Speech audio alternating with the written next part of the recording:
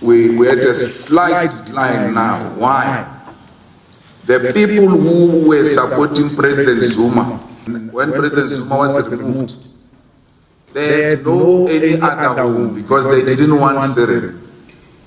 So they ended up coming to us, not coming in a form of taking membership.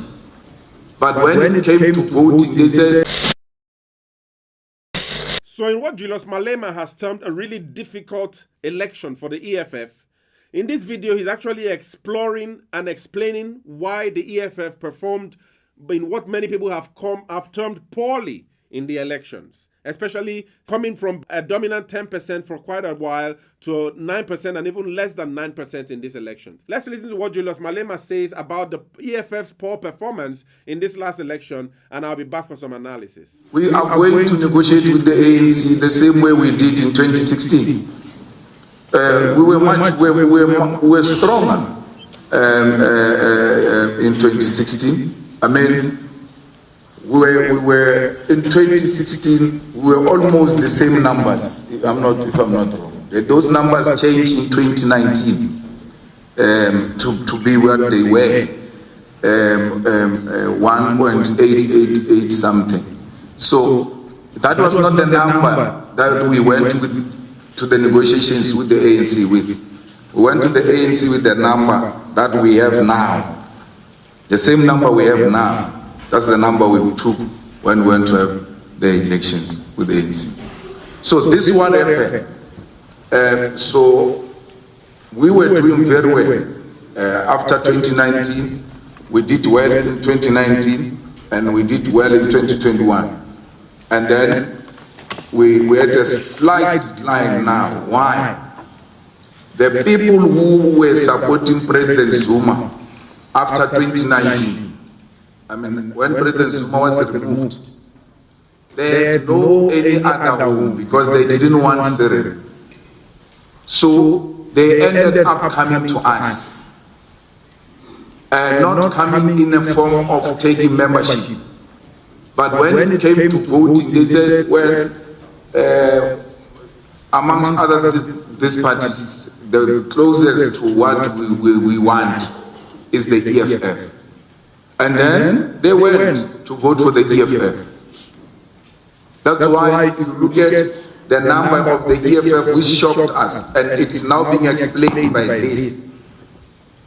In 2019, we were just sitting and then we get 350,000 votes. We're like, It was Natal. Which ones from where now? What happened? What did we do? We were shocked by receiving numbers. We even told you this. We repeated it in public platform. We don't know where those numbers came from. Now there is an explanation. Those people were never ours.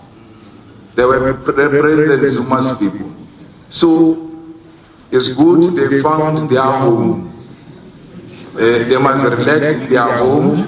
There is absolutely no problem. We are fine. This is us. We are complete now. There is no borrowed vote.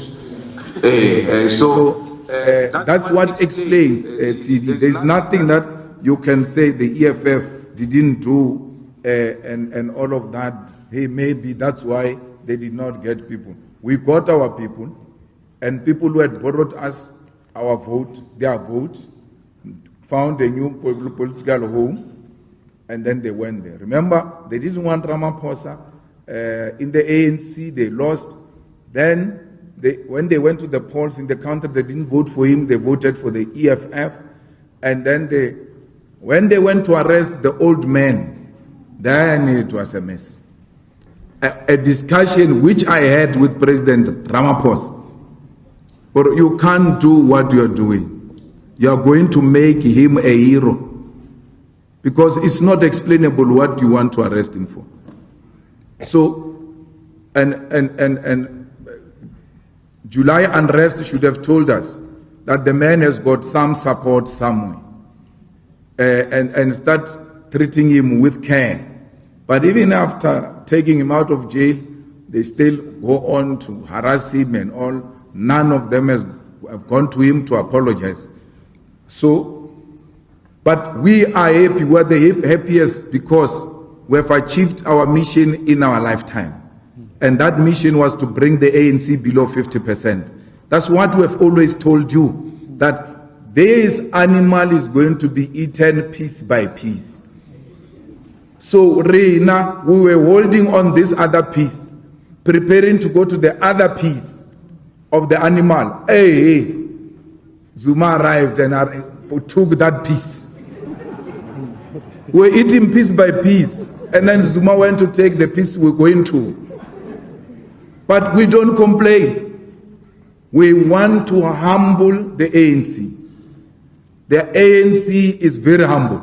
Yeah, really interesting. Yeah, really interesting speech. I think it's really interesting that Julius Malema actually acknowledges, the comeback of Jacob Zuma as really impacting the EFF's performance in these elections. And also, for me, it was really interesting that, Herman Mashaba of Action SA also argued that one of the reasons why he didn't perform, the Action SA didn't perform well in this election has been due to Jacob Zuma's comeback in the election. So, according to this report here on Eyewitness News, it actually speaks about how that despite the disappointing electoral performance by Action SA, Herman Mashaba says that he has no plans from quitting politics, and that political funding disclosures records shows that no party leader has invested as much of their own money in their party as Mashaba. So Mashaba, I believe that, it seems that the Action SA has not even been able to get up to 2% in these elections. Here it also says that Action SA blames the emergence of MK Party in its poor election performance. Action SA has collected data from its party agents and says that it will finish with less than 2% in each of the 3 ballots. The Action SA also blamed the emergence of MK Party for its poor performance in the elections. It says that the party was very frank and honest and said that the results were very disappointing. And it also says that Jacob Zuma's MK Party has not stunted its own electoral growth, but that of many other parties. As we see here, Julius Malema speaks about how MK's entrance into the political sphere really weakened their support. So it seems that many supporters who naturally probably were representatives of Zulu nationalism or supporters of Jacob Zuma, upon the dismissal of Jacob Zuma from power, they actually had some split towards the EFF and Action SA, because most of them had, I don't know what's the relationship between most of them, but as Julius Malema argues, as soon as Zuma came back, all of the true followers of Zuma, which had been dispersed, sort of like the children of Israel, into across different parties, sort of like realized that, okay, now we are back, and now they came back with full force to support MK and Jacob Zuma, and that had really affected a lot of parties in South Africa. And this is really a logical explanation for the really powerful force with which MK Party came back in these elections. This report also says that Herman Mashaba said that the MK Party was benefiting from the same anti-African National Congress sentiment that the MK Party enjoyed that the ANC enjoyed in the 2021 local government elections. Oh, no, sorry. It says that Action SA presidential candidate Herman Mashaba. Now, it says that Action SA presidential candidate Herman Mashaba also said that the MK Party was benefiting from the same anti-African National Congress sentiment that Action SA enjoyed in the 2021 local government election. So, in other words, Herman Mashaba kind of like is, he has actually enjoyed what the MK Party is now enjoying, which is the anti-ANC sentiment by most people. So, but it seems that anti-ANC sentiment was dominated by many Zulus, I think probably much proponents of Zulu nationalism. And so when Jacob Zuma came back into power, those parties who actually had been, communicating a cry for a frustration for the ANC, all the way had to now group together in support for the MK Party in that regard. And so this is according to Herman Mashaba. So it says that Herman Mashaba says, but one thing we missed seeing was the emergence of the MK party. It took all of us by surprise. I think no one can dispute the effect of the MK party and the former president Jacob Zuma, something that I don't know has ever happened anywhere else in the world, but in our particular case, it happened and it has impacted our performance. So Mashaba said that he was encouraged that the ANC looked set to lose its majority nationally and especially in Gauteng.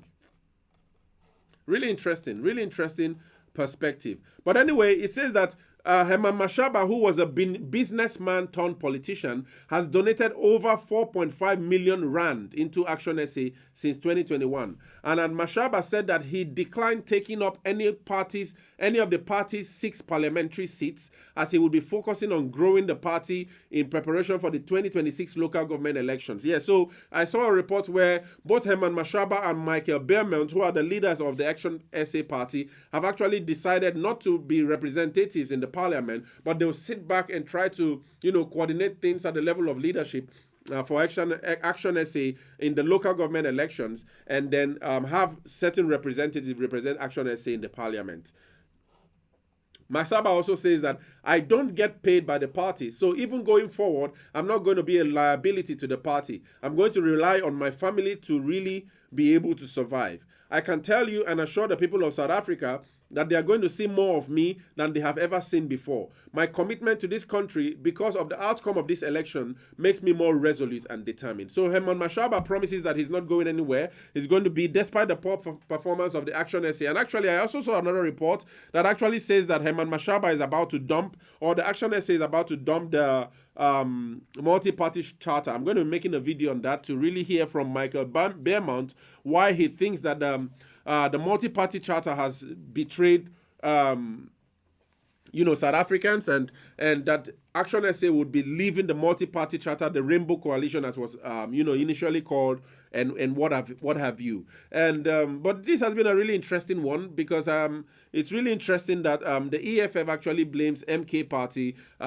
in a very logical way anyway, for the reason why its votes were actually wrongly calculated all this while, because its vote was actually made up of Zulu supporters at the time. But immediately Jacob Zuma came to power and MK party became a thing. Most of the real supporters of Jacob Zuma left the EFF, and now the EFF has its real original number, which is about 9% or somewhere little about that.